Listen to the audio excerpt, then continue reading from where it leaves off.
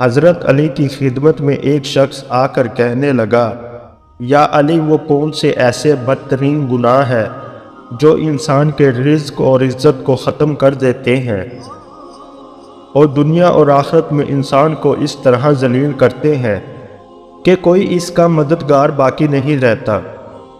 بس جیسے ہی یہ پوچھا گیا تو حضرت علی رضی اللہ تعالیٰ عنہ نے ارشاد فرمایا، اے شخص، میں نے اللہ کے رسول صلی اللہ علیہ وآلہ وسلم سے سنا کہ 7 گناہ ایسے ہیں جو انسان کی دنیا اور آخرت کو برباد کر دیتے ہیں۔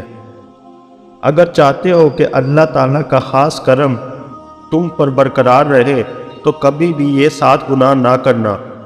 تو وہ شخص عرض کرنے لگا، یا علی، وہ 7 گناہ کون سے ہیں؟ حضرت علی رضی اللہ تعالیٰ عنہ نے ارشاد فرمایا، پہلا گناہ اللہ تعالیٰ کے ساتھ کسی کو شریک کرنا ہے۔ سب سے بڑا گناہ شرک ہے۔ اللہ تعالیٰ نے سورۃ النساء میں ارشاد فرمایا، ترجمہ، کہ شرک کو اللہ تعالیٰ معاف نہیں کریں گے۔ شرک کے علاوہ دوسرے گناہوں کو چاہیں گے تو معاف کر دیں گے، اور جس نے شرک کیا اس نے بہت بڑا گناہ کیا۔ شرک بہت بڑا گناہ ہے، لہذا شرک سے بچنا چاہیے۔ دوسرا گناہ جادو کرنا ہے۔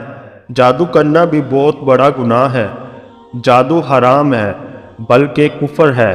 اگر کوئی اس کو جائز سمجھ کر کرتا ہے تو وہ یوں سمجھے کہ وہ اسلام سے بھی نکل جاتا ہے، لہذا جادو کرنے سے ہمیشہ بچو، اس گناہ کو بھی نہ کرو۔ تیسرا گناہ کسی کو نہ حق مارنا۔ حضرت ابو امامہ روایت کرتے ہیں کہ نبی کریم صلی اللہ علیہ وآلہ وسلم نے ارشاد فرمایا، جس شخص نے کسی مسلمان کی پیٹھ کو ننگا کر کے ناحق مارا، وہ اللہ تعالیٰ سے اس حال میں ملے گا، اللہ تعالیٰ اس پر ناراض ہوں گے۔ چوتھا گناہ سود کھانا۔ قرآن پاک میں اللہ تعالیٰ فرماتا ہے، جو لوگ سود کھاتے ہیں تو کل قیامت کے دن قبروں میں اس شخص کی طرح اٹھیں گے جیسے کسی کو جن بھوت نے لپٹ کر پاگل بنا دیا ہو۔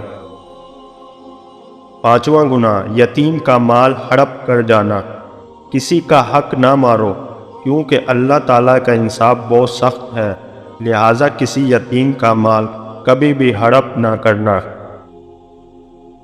چھٹا گناہ میدان جہاد سے بھاگ جانا۔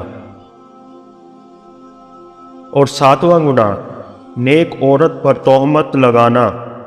سورہ نور سورت نمبر 24 میں آیت نمبر 4 پڑھیے۔ ترجمہ، وہ لوگ جو پاک دامن عورت یا پاک صاف عورت پر الزام لگا دیتے ہیں، حالانکہ وہ اچھی نیک گھرانے کی عورت ہے، پردے والی ہے، نماز روزہ کرنے والی ہے۔ قرآن پاک کہتا ہے، جو اپنی زبان کھولیں گے الزام لگانے کے لیے، اگر ان سے گواہی مانگی گئی اور مانگی جائے گی۔